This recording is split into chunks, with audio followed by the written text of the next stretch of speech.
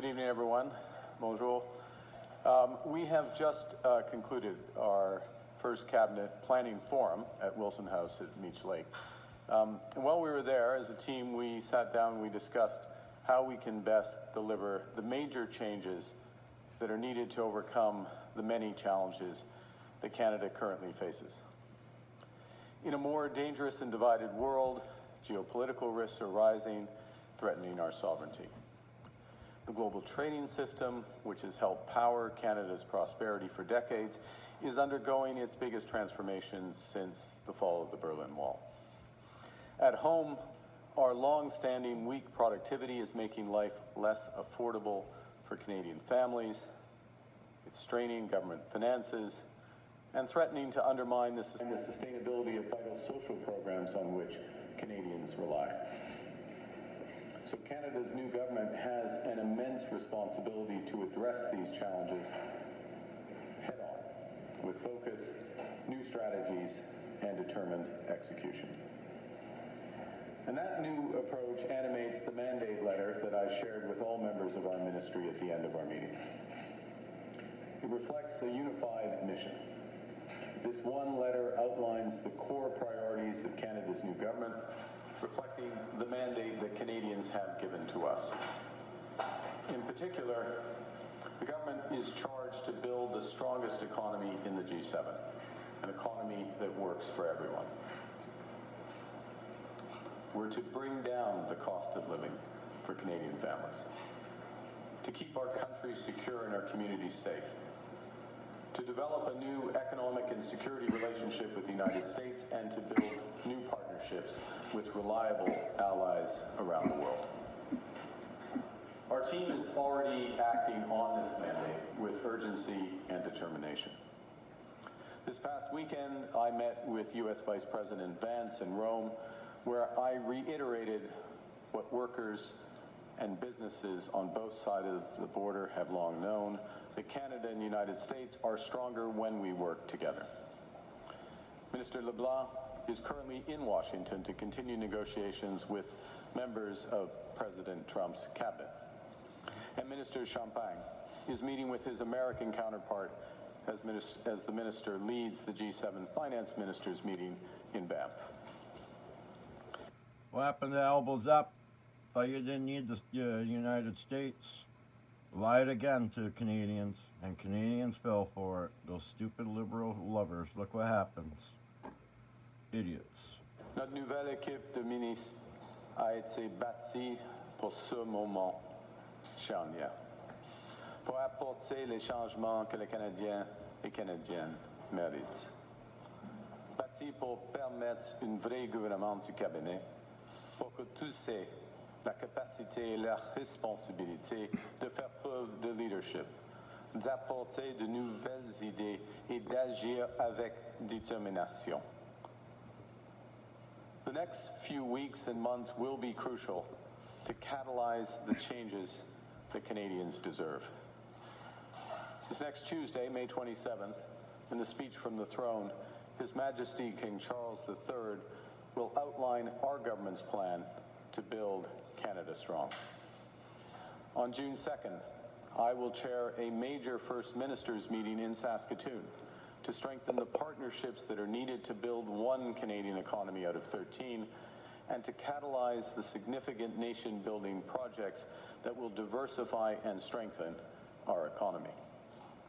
In the middle of June, I will host the G7 and other world leaders in Alberta to address global challenges ranging from energy security to the future of the new global commercial trading system. By Canada Day, our government intends to take action to eliminate all remaining federal barriers to internal trade. This fall, the Minister of Finance will deliver Budget 2025. A budget based on a clear fiscal outlook shaped by a higher degree of confidence in the prospective efficiencies and cost savings across government, greater clarity on the economic impacts of the trade war, and the commitments on new defense investments necessary to secure Canadian sovereignty and to meet our responsibilities to our allies, as will be agreed at the upcoming NATO summit towards the end of June. This budget will be guided by a new fiscal discipline, spending less on government operations so that Canadians can invest more to build a stronger economy. Government must become more productive by deploying AI at scale, by focusing on results over spending, and by using scarce tax dollars to catalyze multiples of private investment.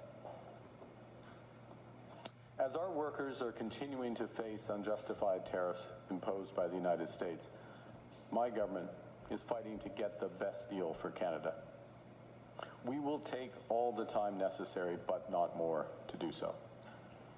And in parallel, we are strengthening our relationships with reliable trading partners and allies. Canada has what the world needs and the values the world respects. Pour renforcer nos liens avec les partenaires et alliés autour du globe, j'ai multiplié les appels et les rencontres. La fin de semaine dernière à Rome, je me suis entretenu avec plusieurs leaders internationaux, notamment avec le Premier ministre italien, Madame Meloni, le chancelier allemand, M. Merz, et le président de la Commission européenne, Madame von der Leyen. Dans les semaines et les mois à venir, je saisirai toutes les occasions d'échanger avec les leaders du monde entier afin de créer de nouvelles opportunités pour les travailleurs et les entreprises canadiennes. Avant tout, nous allons renforcer notre propre économie, une économie qui crée des emplois, qui augmente les salaires et qui est résiliente face aux chocs.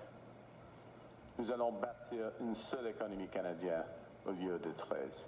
Nous allons identifier et accélérer la réalisation de projets d'intérêt national qui vont relier et transformer notre pays. We will always be guided by our conviction that our economy is only strong when it serves everyone. That means bringing down costs for Canadians and helping them to get ahead. We will put more money in Canadians' pockets with a middle-class tax cut that will take effect by Canada Day, saving two-income families up to $840 a year. We will unleash the power of public-private cooperation, catalyze the housing industry, and create hundreds of thousands of new careers in the skilled trades by building homes faster, at lower costs, and with smaller environmental footprint in construction and greater efficiency once families move in. Nous allons assurer la sécurité du Canada en tant que nation souveraine et celle des Canadiens et Canadiennes au sein de leur communauté. Avec des forces armées canadiennes, des forces policières, une frontière et une code criminelle plus forte. Nous allons bâtir la confiance en notre système d'immigration, ramener les cibles à des niveaux viables et plafonner le nombre de travailleurs d'étudiants étrangers, tout en attirant des travailleurs talentueux qui nous aideront à bâtir une économie forte. In the mandate letter released today to Canada's ministry, I encourage my colleagues that we can more than meet our challenges with energy and ambition. That is how Canadians have built the best country in the world, and that is how we will build it even better. It's time to build big, build bold, build now. Merci, and I look forward to your questions. Thank you, Prime Minister. We're now going to begin with the question here. Nous allons commencer avec la période de questions. First question, Gabrielle. CTV News, thank you for taking our questions. The American ambassador told CTV's Power Play today that pulling out of the F-35 deal would threaten NORAD. Do you agree, and do you have an update on the F-35 plans? The second part of your question. The review of the F-35 contract is ongoing. There's many factors that come into that. Interoperability, so that would relate to the NORAD element there.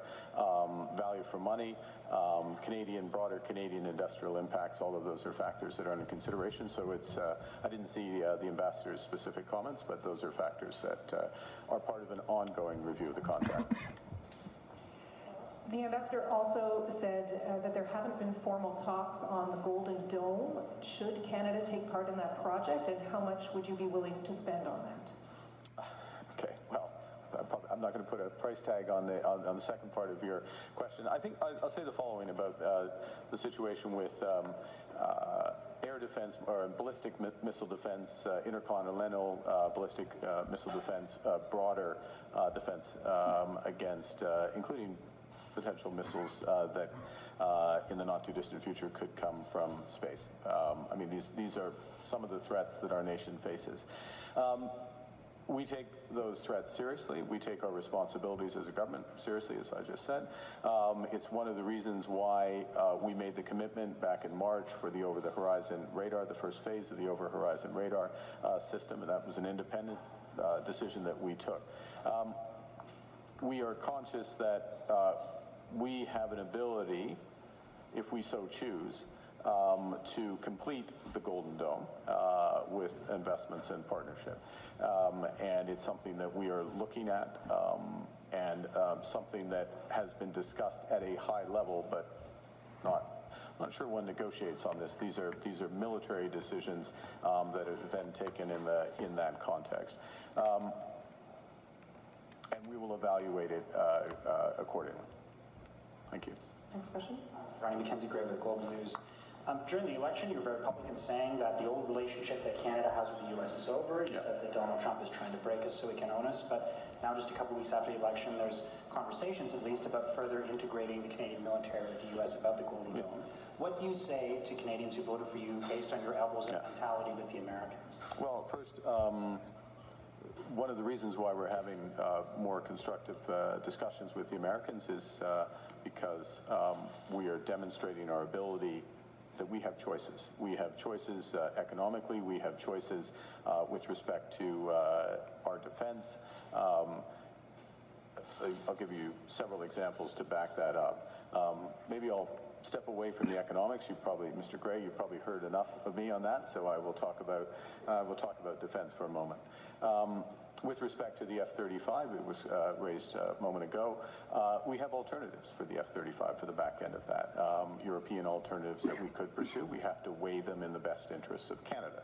That's how we will evaluate it.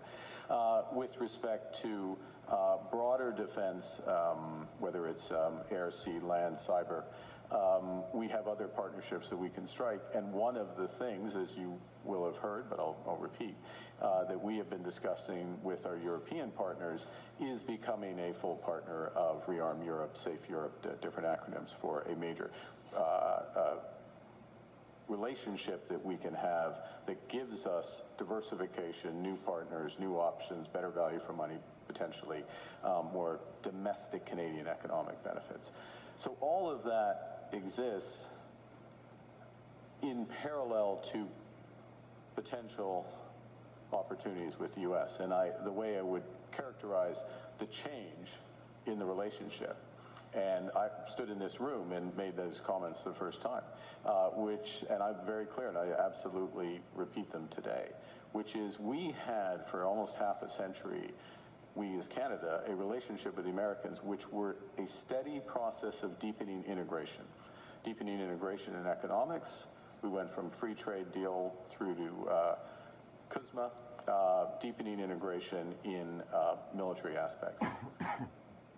And that process of deepening integration is over. We are in a position now where we cooperate when necessary, but not necessarily cooperate. So we have other options for that cooperation. We are pursuing those other options.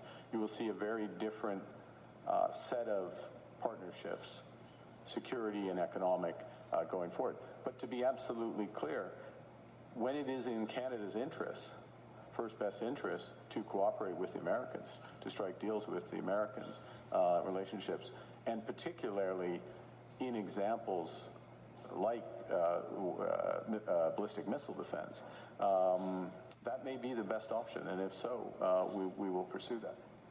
On the point of further integration, you said on Sunday in Rome, it's proven to diversify our defense partnerships when there are questions of sovereignty at issue. Why would we even want to have conversations about further integration militarily when you said just 4 days ago that the Americans have questions of our sovereignty? I'm trying to recall the comments to which you're referring to. Last question to Eric at the... when you were talking about the... forgive me, you can furnish me with the transcript, but there is... More lies. As we know. Try to think of a lie. The president has expressed on multiple occasions a wish for, I'm not going to repeat the phrase, I never repeat the phrase, but a wish for something to happen. That is never going to happen. That is understood, increasingly understood. The wish still exists, but the reality is different. First point. Second point, there are cases where it is in our interest to be integrated with the U.S. market. The automobile sector. My entire life, our automobile sector has been integrated with the U.S. The Auto Pact was struck the year I was born. There are elements of our security relationship where it can make sense. But not all elements of our economic relationships or our security relationships does it make sense, and we are actively and aggressively pursuing alternatives. Prochaine question. Vas-y. Bonjour, Juliane Pointe, Radio-Canada. J'aimerais vous entendre en français sur est-ce que vous pensez que c'est une bonne idée de participer du côté du Canada au Dôme d'or? Et Donald Trump semble indiquer que c'est le Canada qui a appelé pour manifester son intérêt. Est-ce que c'est ce qui s'est passé? En ce qui concerne les discussions avec les Américains sur le Dôme d'or, il y a des discussions depuis quelques années entre les officiaux militaires et officiaux sécuritaires entre le Canada et les États-Unis. Premier point. Le président et moi, nous avons eu quelques discussions en ce qui concerne le concept de Dôme d'or. Est-ce que c'est une bonne idée pour le Canada? Oui, c'est une bonne idée d'avoir des protections pour les Canadiens et les Canadiennes par rapport les missiles. Et parce qu'il y a maintenant, à partir de maintenant, il y a des menaces. C'est le Corée du Nord, la Russie, peut-être la Chine. Après un certain temps. Il y a des vraies menaces pour le Canada et nous avons un choix. Est-ce qu'on va créer une protection pour nos villes, pour notre pays, ou non? Et si on va le faire, et selon mon gouvernement, il faut le faire. Et OK, c'est seulement le Canada ou le Canada avec les États-Unis? Parce que avec une Dôme d'or, il y aura des décisions qui pourraient avoir un impact sur le Canada, mais pas avec le Canada à côté des Américains. Alors, il y a plusieurs considérations, mais ensemble, ils sont des discussions qui continuent. Puis selon vous, quand vous parlez de protection du Canada avec un dôme d'or, est-ce qu'on est davantage dans la détection de missiles ou avoir un rôle plus proactif où là on parle vraiment d'intercepter des missiles? Oui, il faut être, soyons clairs, il faut être plus proactif. Hein? Parce que l'idée c'est, oh ok, il y a un missile qui existe et en une trentaine de secondes, il y a une, avertissement pour les Canadiens. OK, vous avez 30 secondes. Non, il faut agir. Alors, il faut changer la politique. Merci. Boris, pour le devoir, vous venez tout juste de mentionner les menaces pour le Canada. Vous n'avez pas mentionné les États-Unis dans la liste. Le 31 janvier, vous avez dit que les États-Unis ou le président Donald Trump Trump menace nos travailleurs et notre famille. Est-ce que, oui ou non, le président Trump représente une menace? Oui, je l'ai dit le 31 janvier, probablement pendant le février-mars, la semaine passée, parce que il y a une menace économique qui existe à cause de la guerre tarifaire. Et la guerre tarifaire continue. Nous sommes maintenant en train de discussions afin de régler cette guerre, afin de trouver de la paix dans la guerre tarifaire. Mais on verra. Pour le moment, la menace américaine continue. La menace américaine économique continue. Vous avez aussi dit que le président Trump est un président transformateur. Vous lui avez dit au bureau ovale. Après, vous avez dit qu'il y a des transformations positives et négatives. Avez-vous un seul exemple à nous donner de transformation positive qu'apporte la présidence? Depuis quelques années, Monsieur le Président, il est plus clair que les risques qui concernent la concurrence géopolitique de la Chine, par exemple. Il a changé, donc, au fond, il a changé la politique géostratégique américaine, y compris la politique géostratégique de l'ancienne administration du président Biden. Et il est plus clair que les risques qui existent dans quelques endroits à travers le monde. Alors, the question was about positive aspect of President Trump's transformation, and my example was, and I was starting from his first presidency about clarity about geopolitical and economic competition from China. And I think we have seen that but that intensified through the Biden administration, the reaction to that. So he's right about that. There's been a reaction to that. That has changed aspects of the game, and there are other aspects like that. Wait. Hi, Prime Minister. Marina von Stackelberg with CBC News. Did you speak to U.S. Vice President J.D. Vance this weekend about putting that statement out with the UK and France against Israel expanding its military operations in Gaza? And was the U.S. supportive of you releasing this statement? I advised the Vice President that we probably were going to say something. I didn't ask. It was a one-way conversation. I advised the Vice President of it. Notice he chuckled while he was getting asked that question. It's all fucking lies with this fucking clown. All lies. J'ai mentionné le vice-président que le Canada, la France et le Royaume-Uni. J'étais là avec le ministre des Affaires étrangères du Royaume-Uni pour quelques minutes, et puis avec le sous-premier ministre du Royaume-Uni, et je l'ai mentionné la probabilité d'avoir cette séquence en ce qui concerne la Gaza. Mais ce n'était pas une conversation, c'est de renseignement pour lui.